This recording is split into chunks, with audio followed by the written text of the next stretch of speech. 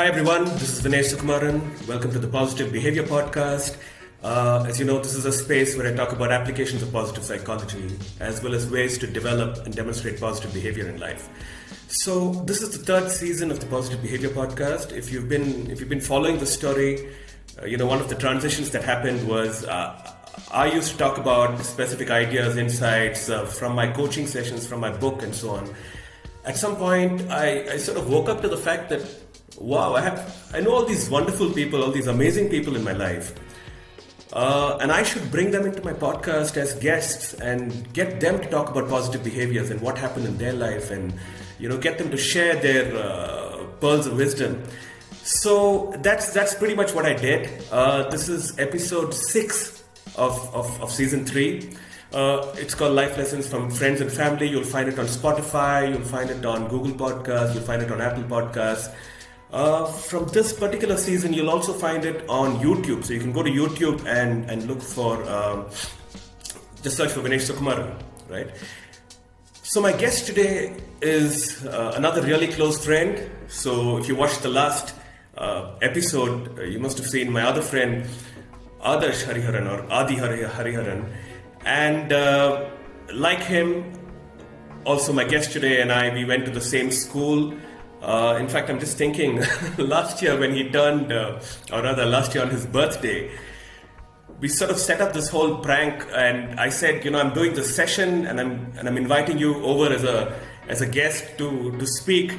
But essentially, we had a group call, and to wish him happy birthday and to get friends from all over the world to talk to him.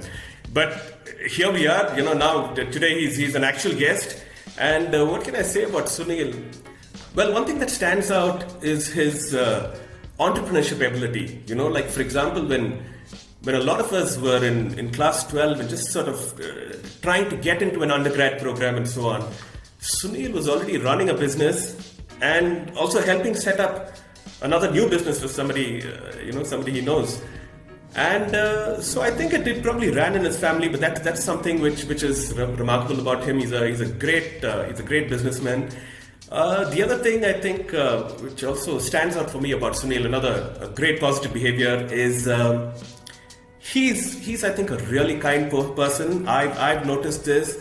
Many of my friends who've met Sunil, they've it's just impossible to miss the way he treats people, the way he talks to people, the way he interacts. So kindness is another one of Big Sunil's qualities, and there's a lot of research out there, and public opinion polls have repeatedly shown that kindness is, for a man, kindness is one of the most attractive qualities. It's more attractive than sense of humor, more attractive than intelligence, definitely more attractive than a six-pack.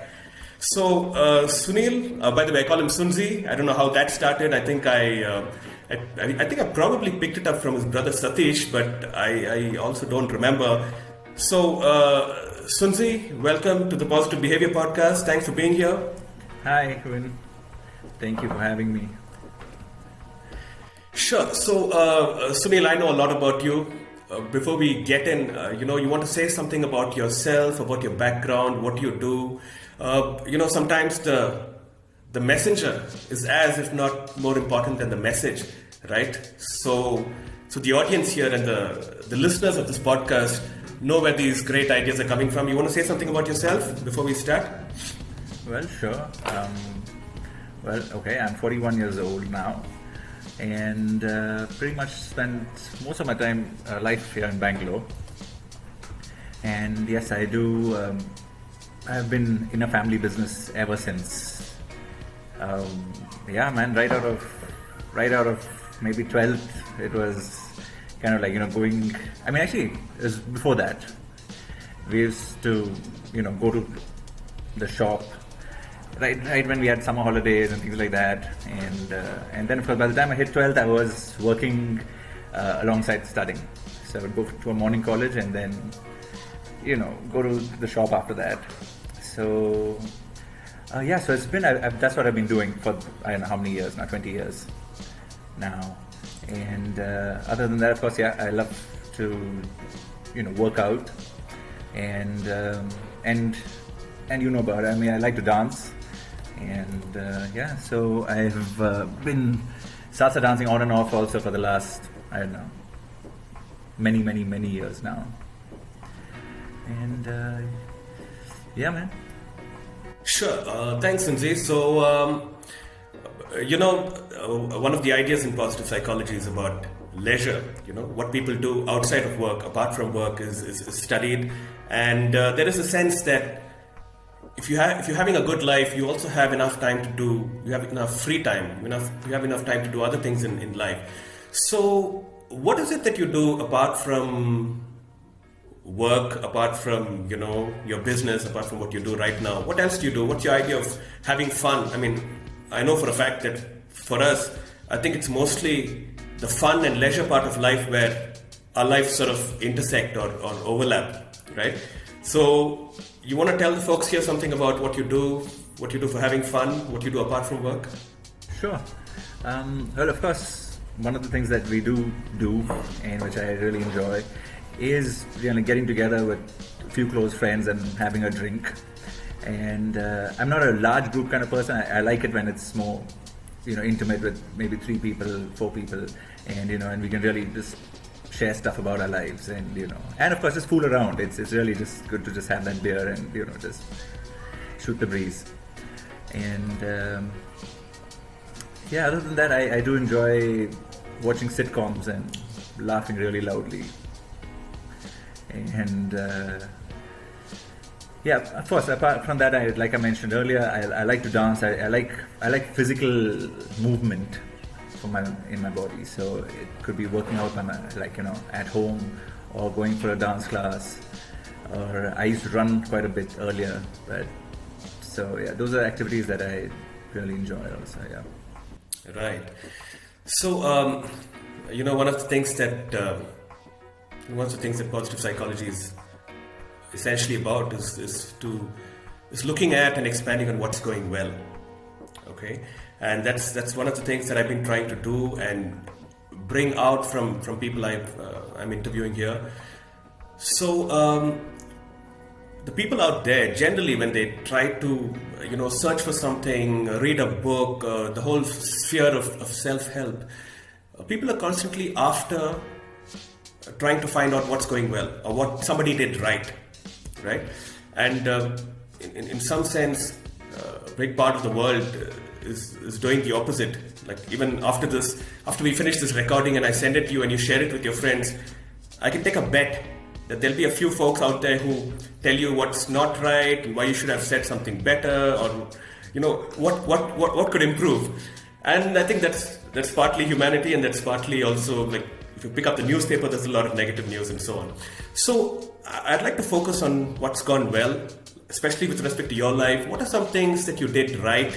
And particularly talk about the things that you did rather than the things that just happened to you, So you want to say something about that? What are some things that you got right and you've gotten to where you are? Sure, man. Well, I think one of the things is I think just trying hard and keeping at it. I think I mean, with a lot of things, I mean, of course, life is challenging, and we all face challenges with work or with any area of life.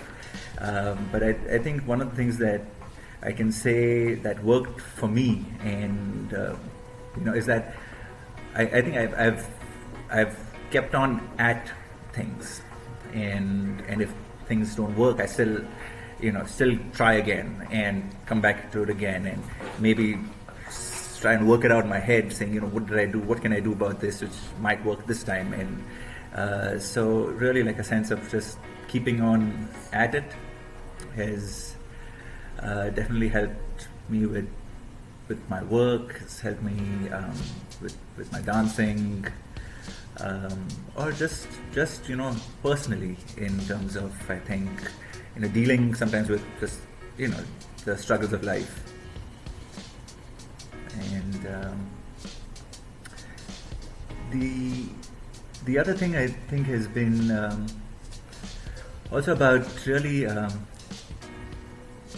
I think thinking about things when faced with a problem, and trying to examine it and trying to kind of really see what needs to be done about it. I mean, it sounds as basic as that, but not ignoring the problem, or not in some senses kind of like just trying to just wish it away a little bit, or not think about it too much, because sometimes the more we get into the detail of things, the more complex it gets, and then there's that many things to solve.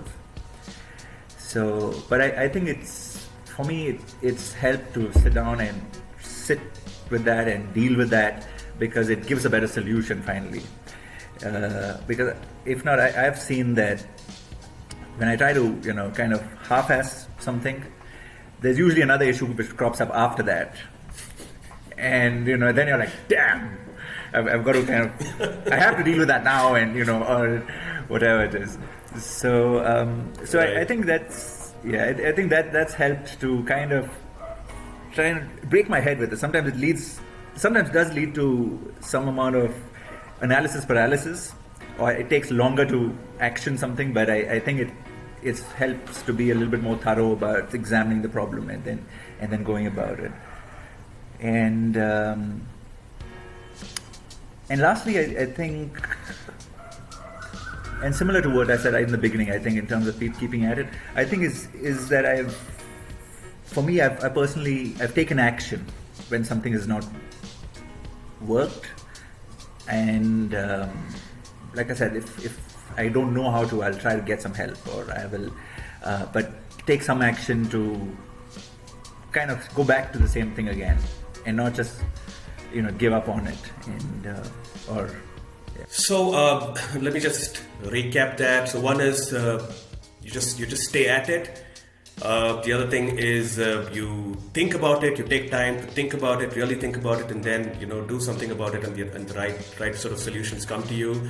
And thirdly, while you're at it, you sometimes, even if you stir away, you go back to it, and you keep going back to it, and those are some of the things that you did right. So a lot of times people who I coach and work with, people are after different things in life. Some are after money, some are after world travel, somebody wants to just have a great relationship, somebody just wants happiness and peace of mind, and so on. And all these are sort of valid in their own right. What do you think about it? What, according to you, are some really good or really meaningful pursuits to go after in life? Well, I would have said six-pack, but then you already said, I've got kindness going for me, so. But, yeah, man. Well, I mean, just for me, I think, of course, one is definitely like a healthy body and a healthy mind. That definitely like important, really, really important for me personally in life. So one is physically fit and is important. I like the way it feels for a body that's agile or that's just healthy, and of course for me another important thing in life is to have a good family and sense of I mean, a good family, a good loving family, and what else, man? Definitely money is important. It helps make life comfortable, and but six-pack is definitely one of those things that I'm after, man. But so. Yeah, man, and I guess there's importantly a sense of being okay with my life, like a sense of being content, like with the way things are. Like if all is well in my world is I think that's there, and I don't know about this major finding your passion kind of work. I don't know if I feel that way like about it, but I like working. And I like to have work that keeps me occupied and that engages me. and I think that's just important in life, you know.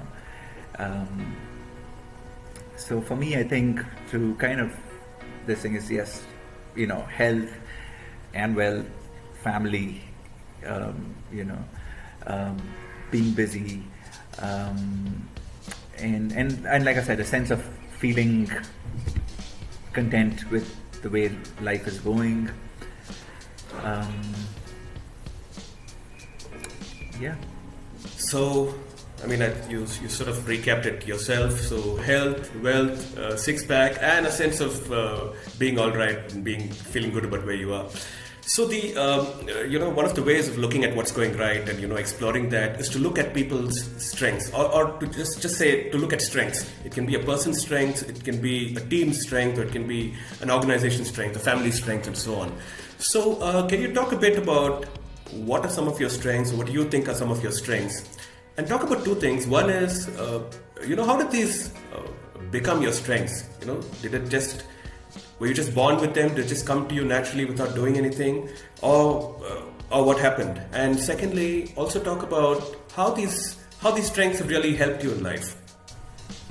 I mean, I don't think by any measures I'm like genius or any such thing.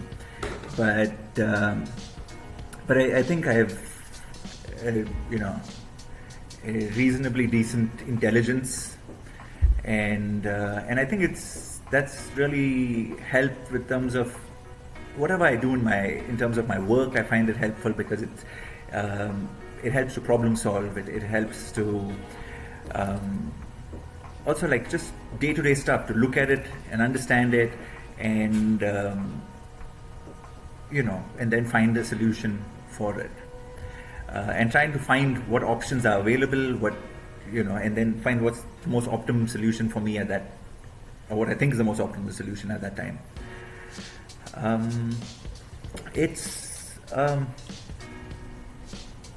Like I said, I don't think it's an extraordinary gift that is there. It's just I think in some senses just applying myself to the situation, and yeah, I think it's really about looking at sometimes it's also about just being I think thorough with what's in front of you, because like I said, it's usually things are there, the information is there, things are all pretty much there. It needs to be examined, it needs to be considered, and so yeah, I think that's helped me a lot with my work. I find that, and the others, and like even in the beginning I told you about what I did right. I think is strength really is perseverance. I think I don't like from a TA terms I have a try hard in my script, but the thing is, the positive of that really is that I try, and if I like I think I've told you about, like when I first started dancing, it really it doesn't get worse than this, and in terms of my skills as a dancer, but I keep on at it. I mean, even now I still find it challenging at times, but of course I find it challenging even now, and but I keep on at it, and I keep on, like I said, keep trying to get better, and then eventually that perseverance does lead to results, right? I know, like my dad told me a long time ago, you keep pushing the car, eventually it's going to move. Right, so you will get somewhere with that, and another thing is I think is in some senses courage is a strength, in a sense that I've been shit terrified in my life by many things in many situations, and that's the reason why I say courage, because I know that I've done stuff despite being really nervous and or scared of the situation, and be it one is again dancing, right? I was terrified because I knew I just didn't I knew I wasn't very good, really wasn't very good, and I go for like the Salsa Congress with huge number of dancers and people, but I still go there and I still try to dance, and I'm stamping people's legs and injuring people, but and coming back really utterly humiliated, in a sense, feeling humiliated at least. Nobody, but then I'm like, you know what, I'm going to still try it again, and or going for things like that, or and like I said, I've been scared to travel alone, right?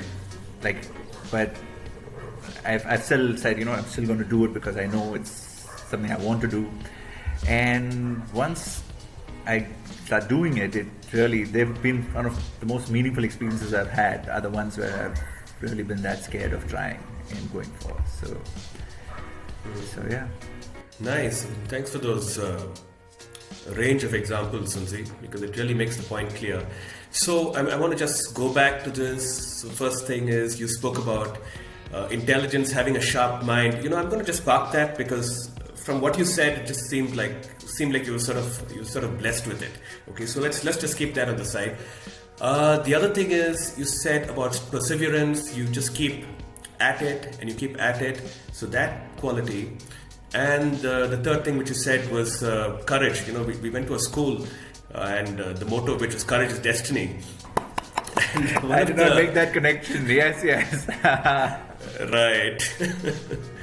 So one of the definitions of courage is that you feel the fear and do it anyway, which is precisely what you described. So can you just talk about these two? Because I'm sure somebody who's watching this, who's listening to this podcast, is going to listen to this and say, I have this problem. Okay. Oh, actually, one more thing. You also spoke about being thorough. So I'm going to leave out the mentally sharp thing, the intelligence thing, about perseverance, about being thorough, and about doing something despite humiliation, despite not, despite fear, and despite thinking, oh my God, I just can't do this. So somebody listening to this is going to hear this and say, wow, how do I have these qualities? I've had in my work life a problem with people not being, people being half-assed and not being thorough enough. So do you want to say something about how somebody can just be at it and go after it again and again and again and have that perseverance? How can somebody be really thorough, and especially somebody who likes to take shortcuts and likes to do it, in a snip-shoddy fashion? And also, how can somebody do that? What exactly did you do when you say, it was really tough? We actually met last night and we spoke about dancing. So what did you do to sort of feel that fear, feel that discomfort, and go ahead and do it anyways? So can you talk about each of these things a little more? Okay, sure, man. Also one is just to clarify. That's why when I spoke about having a sharp mind, and I added the part of being thorough, right? Because, like I said, I don't. I think it's not about having a sharp mind as much as it's about sticking to the detail of things usually, or just really considering all of that's right and usually there, right?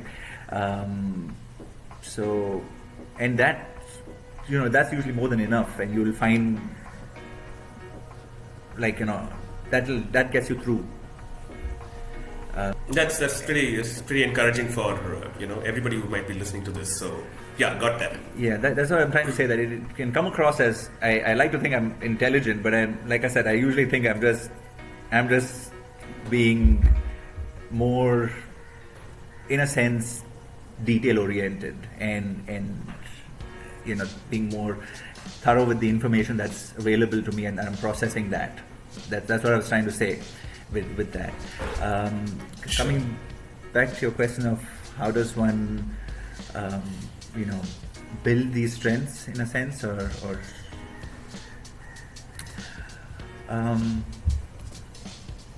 well, I think, see, one is with courage. I think it's for one is it's not a it's not a linear thing anyways, right? It's not like you just keep building courage, like, you know, in a sense. I think it happens in situations, it happens in spurts, and it happens sometimes and it doesn't happen sometimes, right? We are all brave, and at times we don't take the brave route, and which is also okay, really. That's life, right? And but in terms of building it, I think it is about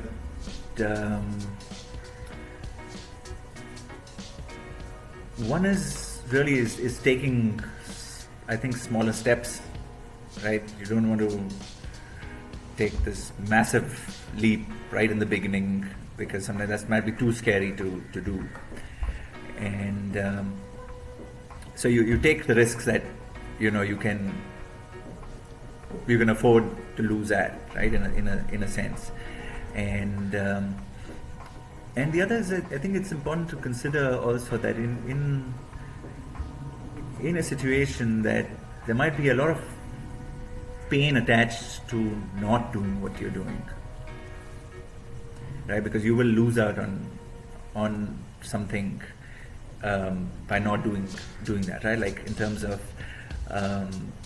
I think, like, for example, like I was telling you, like when I've traveled a bit on my own, and each time I think I've been terrified before I've gotten around. At least initially, in the first few trips that I did, I was terrified before I went for it, and but then I think for me, the thought is like, you know, I'm gonna really regret it if I don't do it, because I know it's something I want to do, and then I'm gonna feel like, damn, if I chicken out now.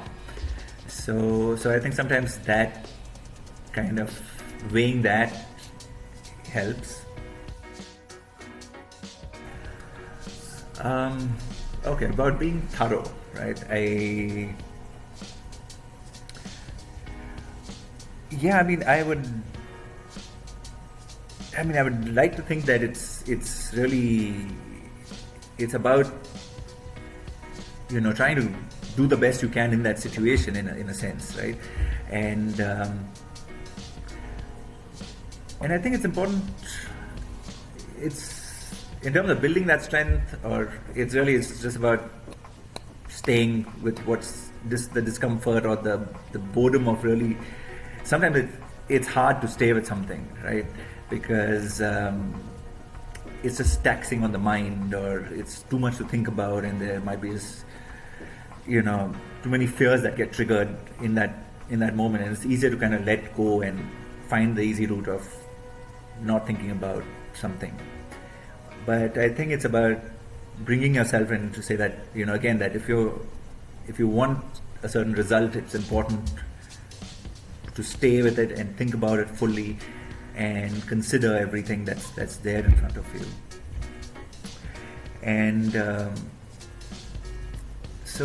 I guess a good question to ask sometimes is, have I thought of everything in this situation? Have I considered all of the options that are there for me? Is there something else I could be doing or looking at right now? And I'm guessing usually there is a sense of, you know, if you tune in, you'll get a sense of, I think I'm satisfied with what I have made the decision I've made in this situation, right? Or you know that I haven't done it, and I've got to now, you know, I have to get down to it again, right? You have to dirty your hands again and do it. Oh yes, that does give a sense. And what about that idea of perseverance? Yeah. We often don't have the right answer. I mean, that's the reason why we're still at it again, because you're not getting the result you want. And but think it's knowing that, that, and having that hope, I guess, that if I'm at it and if I keep working at it, I think hard work or keeping on at it, I will find a solution.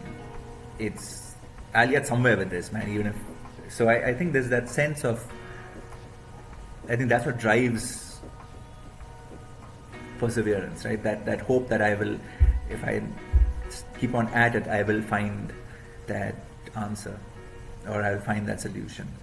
And so, having said that, so therefore, keeping on at something till you're satisfied, or till you get what you're looking for, I think is important. And also, but in the same vein, right, I think it's in life, sometimes it's important to know where to cut your losses, and right. and because not everything is worth doggedly staying at it. Great. So, some of the things that really stood out, that struck me as you were speaking. First of all, I like the ideas of, you don't have to be brave all the time. I think that straight away sort of takes a lot of pressure off people's chest. I'm not like every single situation I've got to be brave. It's courage all the time. So it's okay to not do that sometimes. So I think that's a brilliant insight. The second thing is also very similar to that, what you just said about cutting your losses. While you have to just be at it, sometimes you got to just know when to stop, and that's an interesting thing to keep in mind.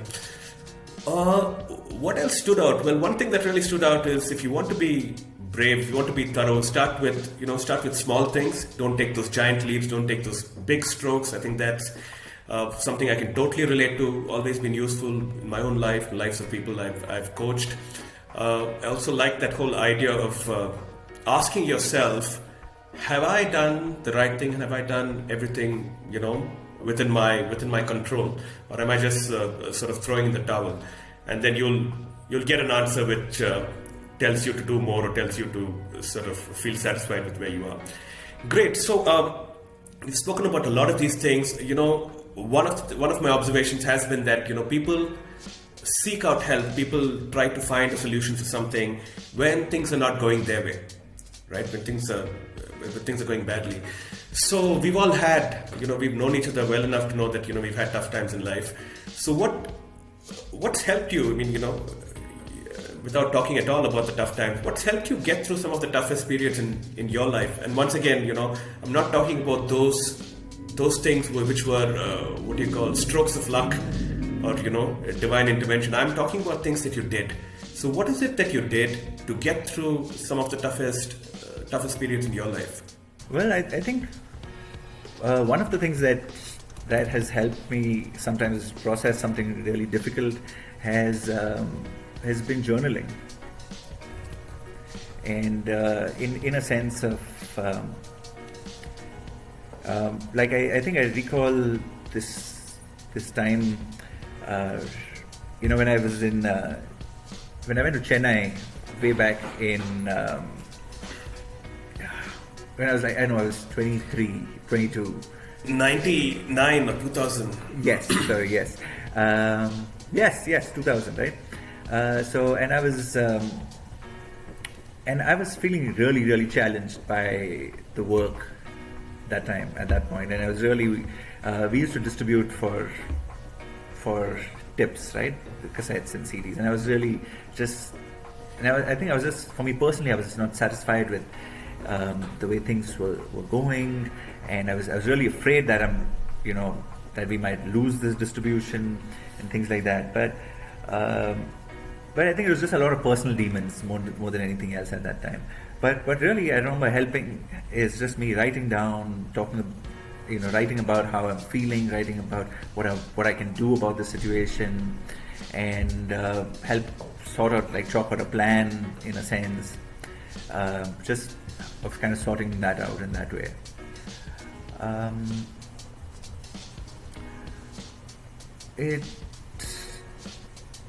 Of course, I think having said that also, it helps in a sense to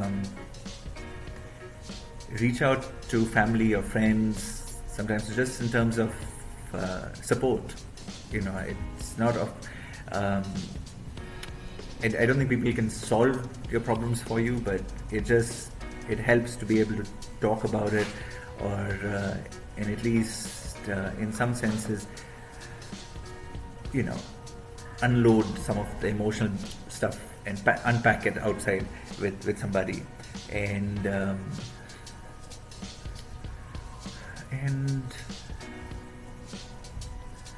of course, man, what else? I think getting through tough times, praying has helped for sure, and because it just helps to connect with that higher force and say, man, I need help at this point, and I really just need help to get through what I'm going through right now.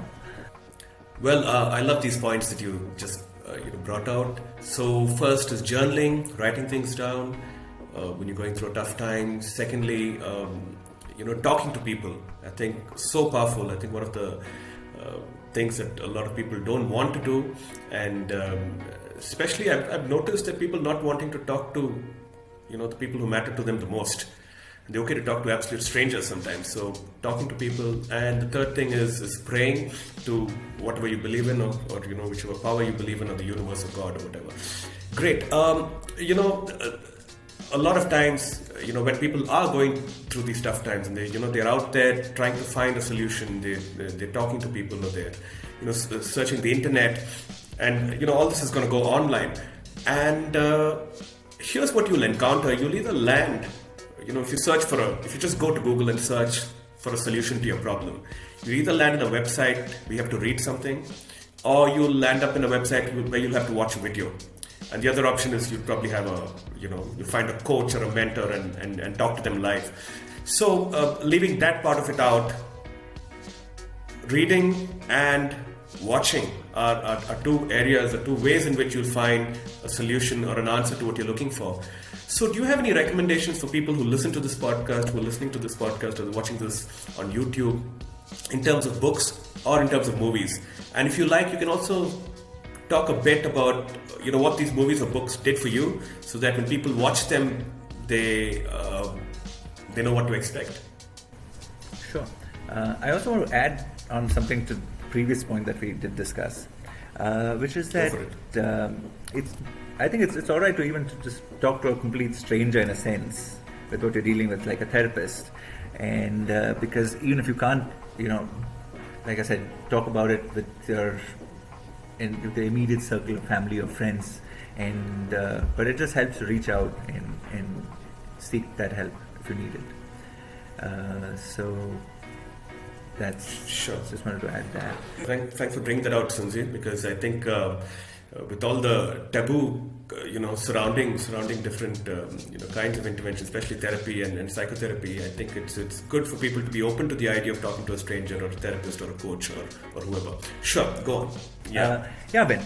So I'm first largely a fiction reader. I enjoy stories, so it's usually fiction and comics that I enjoy reading a lot. And I love the form of stories, and I love the messages that you get from them, which is usually in the form of somebody's, like it's in story form. So, but and I love self-help books though. I love buying them, and and I attempt to read them, but I don't get through all of them often. But having said that, a few books that I did finish reading or that impacted me a lot. One has been You Can Heal Your Life by Louise Hay. It's a book that I constantly keep a copy of with myself. I like how simply it's written, and I like the message of that our life is really a reflection of our own thoughts and beliefs. So everything from our relationships to our bodies are a reflection of these thoughts and beliefs. So that's something that I think has been very helpful for me. Importantly, I've started a book which has I have found very appealing right now. It's called The Surrender Experiment by Michael A. Singer, I think, and I'm glad I chanced upon the book and I bought it, and I think at this point I like the message of really it's based on this person's life, and I think it's about surrendering to, like I said, the surrender experiments is really about that, the life in itself is so perfect, and that there is a lot that can be gained from going with the flow of life rather than trying to pit our wills against it. And so I'm still in the middle of it, but I really like what it is, where it's going so far. And in terms of movies, for me, one of my all-time favorites has been, the Rocky franchise. It's really like, and it's really been about like working really hard and training and succeeding. So, and it's like the classic underdog story. So it's definitely one of those things I love watching, and it inspires me to work to get back to keeping on at it. Nice. So the Rocky series, is there any part or parts of the Rocky series that you would recommend more than the others? Rocky 4, man. Nice. So the Rocky series, particularly Rocky 4, Louis Hay, You Can Heal Your Life, and Michael Singer's The Surrender Experiment. Thanks. So you spoke earlier about what's important to you, and you said health, wealth, and a sense of feeling all right. So, I just want to make a distinction between means goals and ends goals, So means goals are things like money, things like, having a great house or even health for that matter. And ends goals are what that does for you. The money helps you go on a world tour, and that makes you feel good or makes you feel a sense of adventure. So almost everyone I've worked with in coaching or, in training programs, they're constantly trying to feel good in some way or the other. So any goal that they're trying to achieve is in the end for them to feel good. So can you talk a bit about what that feels for you? When you're feeling good, what exactly are you feeling? And also, if you like, you can say a bit about how someone else can feel the same. Sure, man. I think to describe what I feel when I feel good is, one is I think a sense of calmness. There's a sense of safety. I think a sense of like all is well in my world. But that's like a general sense of feeling okay and at peace, in a sense, with life. And of course, there's a certain sense. There's other times there's a certain elation in a sense that comes from working out. It's a very physiological effect exercise has on you. And apart from like I said, you feel good in your body, you feel a sense of and a sense of accomplishment of having done something. And of course, there's all this happy hormones that get released. That's one of those things. Another sense is of really, I think, a sense of I think I've felt this sometimes, when I'm at with friends or family, and there's a sense of just, I think, looking around and feeling this sense of connection and the sense of love with all the people who are there, and really just was just in that moment thinking, I'm so glad that this is there in my life. And I'm not talking about just the conversations. It's really like there's a moment where I kind of took myself out of the situation. I'm just looking around and saying, it's good to have this, this in my life. And yeah, man. And I think sometimes it's really just feeling good. I feel good when I'm really taking a walk in a park. There's just a sense of being connected, just being around nature. Nice. So when you're feeling good, you're feeling a sense of being at peace with yourself. I like the things that you described in terms of how to get there. One is exercise, makes you feel good. I really love that idea of when you're spending time with family or friends to sort of remove yourself out of the situation, just look around and be grateful for, appreciate the fact that these people are there in your life. And I think that's superb. And finally, taking a walk in the park makes you feel connected. So I'm pretty much down to the end of this interview, Sunzi. So is there something else that you want to share? Is there anything else that you want to share with the audience of this podcast or channel? Typically, the kind of person who listens to my podcast are people who are trying to get better at something. There is definitely a serious interest in self-improvement. People who are trying to achieve some kind of personal or material or spiritual aspirations. Is there anything that you'd like to share with this sort of an audience, apart from what you've already said? And I don't know if there's something that, it's not something I've done, but in a sense, but it's really been helpful to have really good family and friends in my life. I think there's been a tremendous sense of support and, and also just helpful in terms of, like I said, sometimes to bounce ideas off or really just share what you're going through and provide another perspective in life. And really connected to that, I think this is something that I find helpful for me. And it's not that I succeeded often, but it really, I think, helps to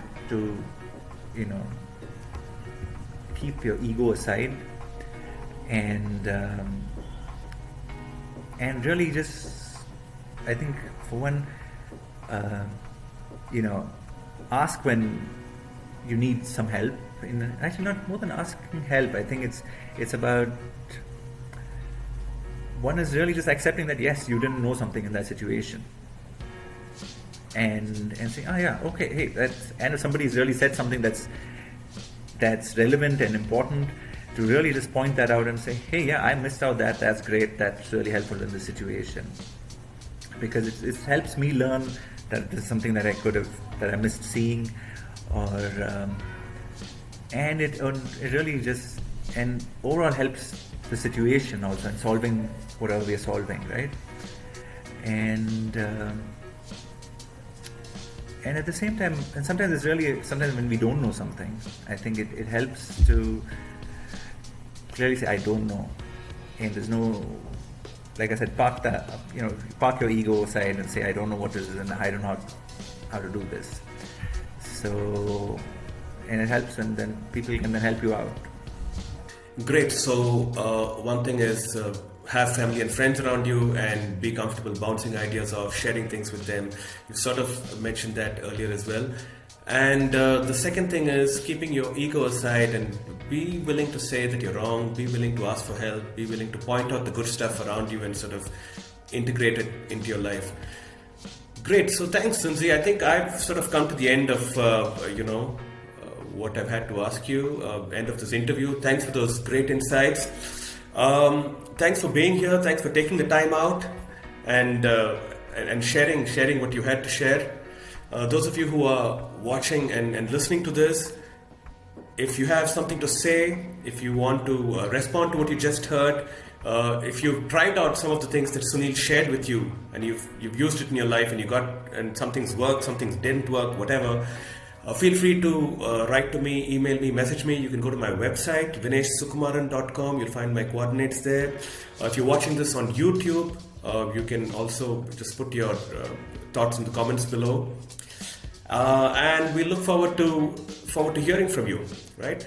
So thank you very much for listening, for watching this. Thanks, Sunil, for being here. And I will see all of you soon in the next podcast on episode 7. Thank you, Vin, and thank you for making me do this also, and for inviting me to your podcast. I think it has also helped for me to reflect on some of these things. So, thanks. Great. It's always what I like best about having my friends here and interviewing them is I constantly hear things, though I've known them for years, I constantly hear things that I've almost never heard before. So thanks for that. Thank you, everyone. I will see you soon. Bye-bye.